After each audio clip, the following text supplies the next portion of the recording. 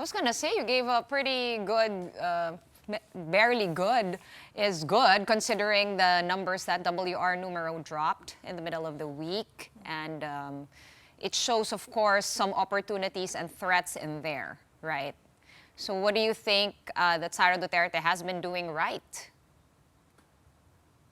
Well, I mean, the good thing for Sara Duterte is that people are not talking about her. I mean, we saw that the moment, when she was really hurting in terms of her number, when her numbers were hemorrhaging, was really last year, right? About a year ago, when there was more and more investigation into allegedly anomalous activities while she was head of the education department, and the more she would respond to it, and sometimes some would say emotionally respond to it, the more it was not helping her case.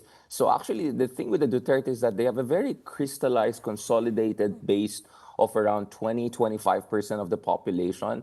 And this could go all the way up to 40%. We saw that earlier this year during the detention of President Duterte. There was this kind of a sympathy, kind of a boost. Now the sympathy boost is away, but nevertheless, it looks like the Dutertes are holding on to that kind of a quarter plurality or small plurality of population support. So just being quiet, less talk, less mistake. It looks like that's helping Sara Duterte and letting this all the attention to stay on the administration. The administration is clearly on the defensive here.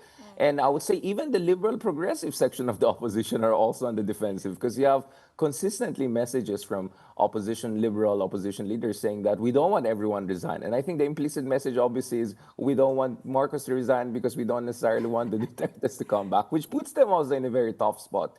So actually, by default, the other sides, the rivals, let's say the Pinks and the pro-administration rivals, if we look at the factional partisan leaning based on the WR numero and Octa surveys, they are on the defensive, while the pro-Duterte camp, I would say, could sit pretty so far. And that explains why not only Sara Duterte, but also Bongo are doing very, very well in the surveys, or at least maintaining their edge.